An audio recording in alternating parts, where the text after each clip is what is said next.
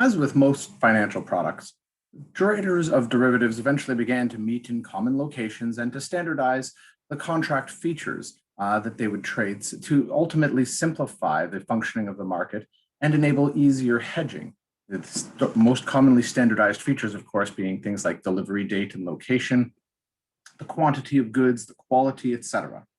These standardized exchange-traded forward contracts are what we call futures contracts, and they've largely displaced the old kinds of bilateral agreements, except in the foreign exchange market, where futures have yet to completely displace the forward agreement, largely due to the dominance of banks in making this particular market.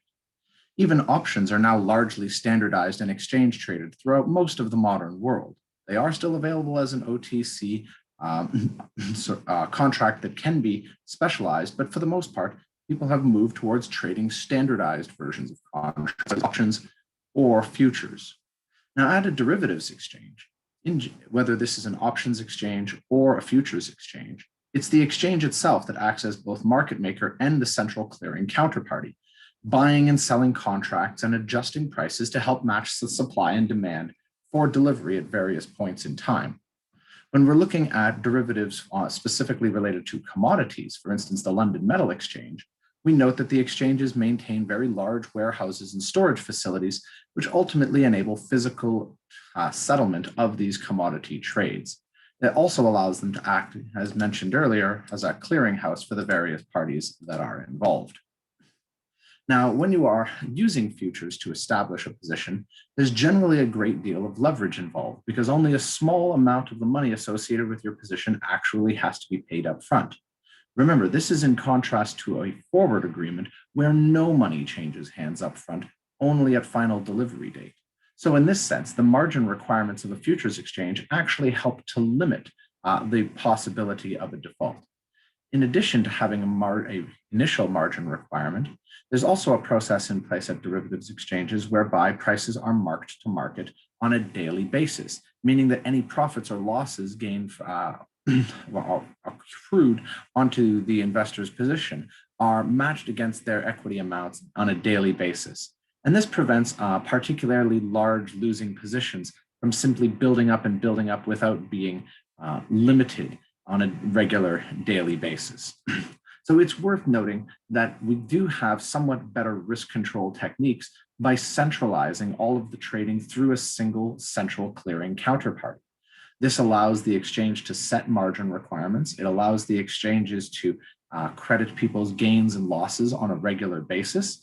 And it allows the exchange to help regulate the flow between demand and supply of a particular good in order to ensure that we don't see gluts or lack of supplies in different areas.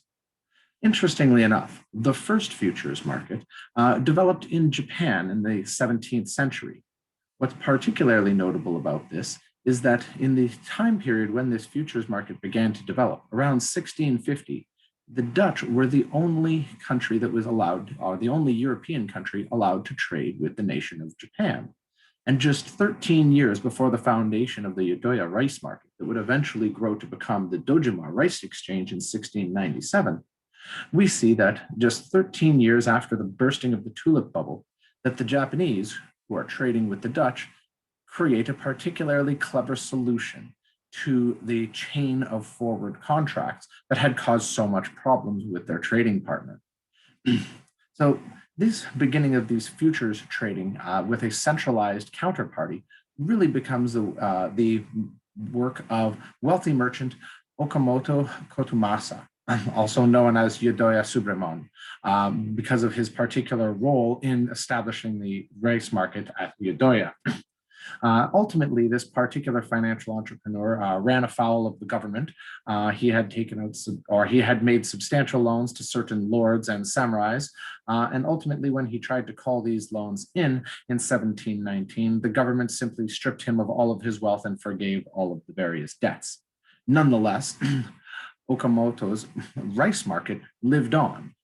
Ultimately, the Yodoya rice market grew to become what was called the Dojima rice exchange in Osaka back in 1697. And even though many of the contracts that were being traded on the exchange, a rendition of which you can see in the painting at the top of the slide here, were not legally enforceable for several years. Nonetheless, the regulations between various merchants tended to standardize on it. And even though many of the contracts were not directly enforceable by law, many of these contracts became unofficially enforceable simply due to being blackballed by all of the other participants in the market should you choose not to honor your obligations.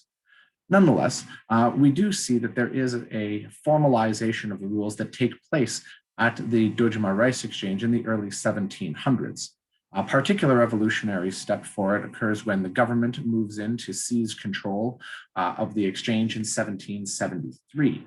Ultimately, the government had tried to limit the speculators and their influence over the real economy from as early as 1733, but by 1773, they simply took matters over for themselves. The exchange was reorganized again in 1868, and then finally simply nationalized in 1939 when it was absorbed into the Rice Agency. Nonetheless, despite the claims of the Chicago Board of Trade to be the world's first futures exchange, historians largely believe that the Dojima Rice Exchange, which predates it by over 150 years, 200 years if you want to go as far back as the Yadoya rice market, and therefore represents a very significant evolutionary step in how it was that we trade derivatives. Now, in North America, we see the beginnings of futures trading occurring in 1865. Prior to this, the opening of the Chicago Board of Trade, people who were looking to buy various kinds of agricultural produce literally had to travel from farm to farm, inspecting the goods and making offered prices. By centralizing trade of all the Midwestern agricultural products in Chicago, we saw substantial improvements in pricing, which of course led to gains both for buyers as well as sellers. In 1926, the Board of Trade opens a clearing corporation that helps to guarantee these kinds of transactions. And in 1992, it becomes the first electronic futures exchange. It's not entirely electronic. The first one to go all electric was the Winnipeg Commodities Exchange in 2004, but they did host the first electronic futures contracts on the Globex system. Looking at Canada specifically, most of our commodity futures were historically traded at the Winnipeg Grain Exchange, which later became the Winnipeg Commodities Exchange. It was established shortly after the Chicago Board of Trade around 1887. At the time, it was a purely cash market, though, to simply facilitate the exchange of grains. In 1904, however, what we see is the beginning of futures contracts being traded on those same agricultural goods. The Toronto Futures Exchange provided a bit of competition in 1980, but ultimately our commodities exchanges in Canada were bought up by larger international exchanges. For instance, the Winnipeg Commodities Exchange was bought up by the Intercontinental Exchange in 2007 and actually finally closed its doors in 2018.